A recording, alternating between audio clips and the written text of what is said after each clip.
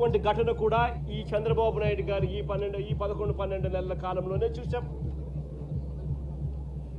ఈరోజు సింహాచలంలో చందనోత్సవం నాడు ఇంత దారుణంగా తెలిసి నిర్లక్ష్యం అనే ఒకే ఒక్క పదానికి అర్థం చెబుతూ 7 మందిని బలికొనడం కూడా ఈరోజు చూసాం. ఈ మధ్య కాలంలోనే శ్రీకాకుళంలో శ్రీకూర్మంలో, అది కూడా శ్రీకూర్మం గుడిలో కూడా ఏ రకంగా తాబేళ్లు చనిపోవడం కూడా మన కళ్ళెదుట చూసాం. తిరుమలలో గోశాలలో ఏ రకంగా గోవులు చనిపోవడం కూడా మన కళ్ళెదుటే చూసాం. చంద్రబాబు నాయుడు గారు ఈ 11-12 నెలల పాలనలోనే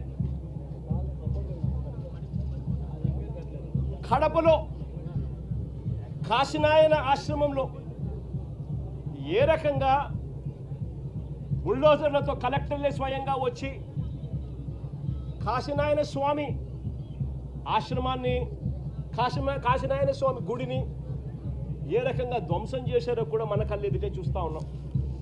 ఇవన్నీ కూడా కేవలం ఈ 12 నెలల కాలంలో చంద్రబాబు నాయుడు గారి హయాంలో జరుగుతూ ఉన్న గుడులు గోపురాలకు సంబంధించిన వ్యవస్థల మీద ఆయన చూపుతా ఉన్న శ్రద్ధకు నిదర్శనం.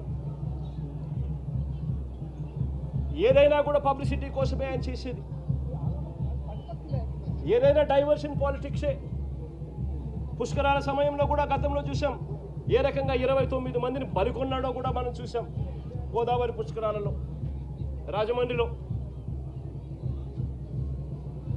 నేను అడుగుతా ఉన్నా, ఇన్ని ఘటనల్లో అన్ని ఘటనలకు జరిగేటప్పుడల్లా జరిగిన తర్వాత వస్తాడు, వచ్చి ఒక కమిషన్ వేస్తున్నాను, విచారణ చేయిస్తాను అని చెప్తాడు. ఇన్ని ఘటనలు నేను చెప్పిన కనీసం ఒక్క ఘటనలో అయినా కూడా సీరియస్గా ఎవరి మీద అయినా యాక్షన్ తీసుకున్నారా అని అడుగుతా ఉన్నా. ఎవరి మీద యాక్షన్ తీసుకోరు, ఎందుకనంటే ఈయనే దోషి కాబట్టి. ఎవరి మీద అయినా యాక్షన్ తీసుకోవాలని వస్తే ఈయన మీదే తీసుకోవాలి కాబట్టి ఎవరి మీద యాక్షన్ ఉండదు. తిరుపతిలో మొన్న చూసాం, జనవరి 8వ తారీఖున వైకుంఠ ఏకాదశి నాడు జరిగిన ఘటనలో 6 మంది చనిపోతే ఈయన తీసుకున్న యాక్షన్ ఏమిటి? ఎస్పీని అక్కడి నుంచి ట్రాన్స్ఫర్ చేశాడు. అది ట్రాన్స్ఫర్ చేసేది ఏంది? చెత్త పొజిషన్లోకి ఏమన్నా ఇచ్చినాడంటే అది కాదు. అదే తిరుపతిలోనే టాస్క్ ఫోర్స్కు ఇంకా బెటర్ పొజిషన్కు తీసుకొని పోయి, ఆఫీసర్గా బెటర్ పొజిషన్కి తీసుకొని పోయి ఆయనకి ఇచ్చినాడు పోస్టింగ్.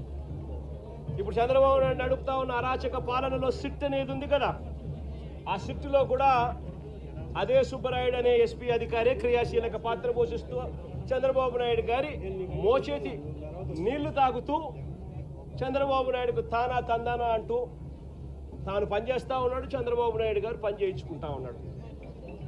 మరి ఏ అధికారికైనా కూడా ఇలాంటి ఘటనలు జరిగినప్పుడు భయం ఉండాలి. ఒళ్ళో ఉద్యోగాలు ఊడుతాయి, యూనిఫాములు ఊడుతాయి, బట్టలు ఊడుతాయి అన్న భయం ఉన్నప్పుడు ఎక్కడైనా కూడా డిసిప్లిన్ అనేది ఉంటుంది. ఎక్కడైనా కూడా ప్రజల జీవితాలతో చెలగాటం ఆడడం అనేది ఎక్కడైనా కూడా మానడం అనేది జరుగుతుంది. ఎక్కడా కూడా ఆయన తీసుకునే చర్యలు ఏవి కూడా కంటి తుడుపు చర్యలే కాబట్టి ఏ ఒక్కరికి కూడా భయం లేదు. ప్రతి చోట నిర్లక్ష్యమే, ప్రతి చోట డైవర్షన్ పాలిటిక్సే. ఇంకా డైవర్షన్ పాలిటిక్స్ ఇంకా ఏ స్థాయిలోకి దిగజారిపోయాయి అని అంటే ఇల్లు ఇదే.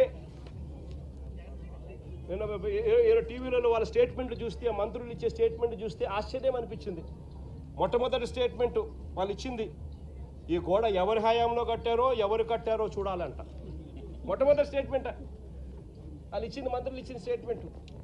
అంటే అది కూడా వేరే వాళ్ళ మీద తోసేయాలని చెప్పి కాదు. మీ హయాంలోనే ఈ వారం రోజుల కిందటనే గోడ కట్టారు అని చెప్పి ఎప్పుడైతే తెలుసుకున్నారో అప్పుడేమంటారు? గోడ అనేది పిల్లలతో కట్టారో, సిమెంట్తో కట్టారో, బ్రిక్స్తో కట్టారో అనేది మాకు తెలియదు కదా అంటారు. మరి తెలియనప్పుడు మీరు మంత్రుల కమిటీ కింద ఎందుకు వచ్చినారు ఇక్కడికి? ముందస్తు ఏర్పాట్లు చేయడం కోసం. మరి ఎందుకు వచ్చినారు? మరి మీ సమక్షంలోనే మీరు ముందస్తు ఏర్పాట్లు చేస్తూ ఉన్న పరిస్థితుల మధ్య ఈ గోడ కట్టడం ఎందుకు చేశారు? 60-70 అడుగులు గోడ పొడుగు, 10 అడుగుల ఎత్తు, కనీసం ఒక కాంక్రీట్ పిల్లర్ లేదు. గోడ ఏ రకంగా కట్టనిచ్చినారు? కొత్త గోడ అని తెలుసు, రాత్రి వర్షం పడిందని తెలుసు. చందనోత్సవం జరిగే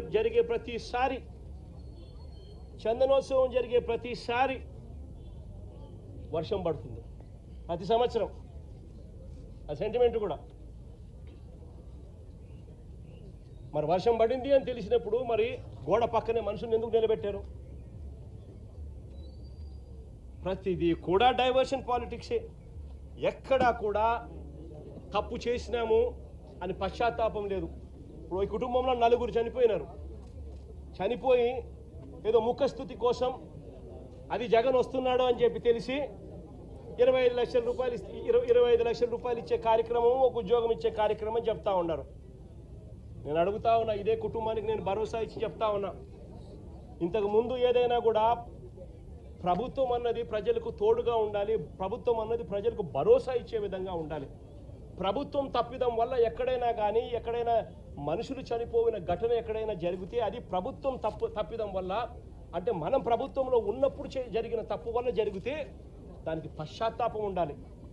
ఆ పశ్చాత్తాపానికి ఆ కుటుంబానికి మనం ఏమిస్తున్నాము అని చెప్పి మానవతా దృక్పథంతో ఆలోచన చేయాలి. ఇలాంటి ఘటన ఇంతకుముందు విశాఖపట్నంలో జరిగితే, ఇలాంటి ఇంచుమించు ఘటనే జరిగితే గ్యాస్ ఎల్జీ పాలిమర్స్లో ఇలాంటి ఘటనే జరిగితే అప్పట్లో జగన్ అనే వ్యక్తి ముఖ్యమంత్రిగా ఉన్నప్పుడు ఎంత ఇచ్చాడో తెలుసా?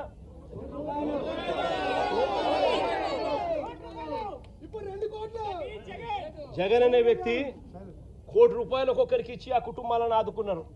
ఇప్పుడు ప్రభుత్వం తప్పిదం వల్ల, ప్రభుత్వం చేసిన తప్పిదం వల్ల ఈ ఘటన జరిగితే అసలు ఆ కుటుంబానికి నువ్వేం చేస్తా ఉన్నావు అని చంద్రబాబు నాయుడు గారిని అడుగుతా ఉన్నా. ఒకటే చెప్తా ఉన్నా, వీళ్ళు ఇచ్చినా ఈకపోయినా కానీ చనిపోయిన ఈ కుటుంబాలకు గుర్తు పెట్టుకొని మళ్ళీ మేము అధికారంలోకి వచ్చిన తర్వాత ఈ కుటుంబాలకు ఆ ₹1 కోటి బ్యాలెన్స్ వీళ్ళు ఇచ్చినారు. మిగిలిన బ్యాలెన్స్ డబ్బు మనం ప్రభుత్వం వచ్చిన తర్వాత నేను స్వయంగా ఇప్పిస్తానని చెప్పి కూడా చెప్తాను.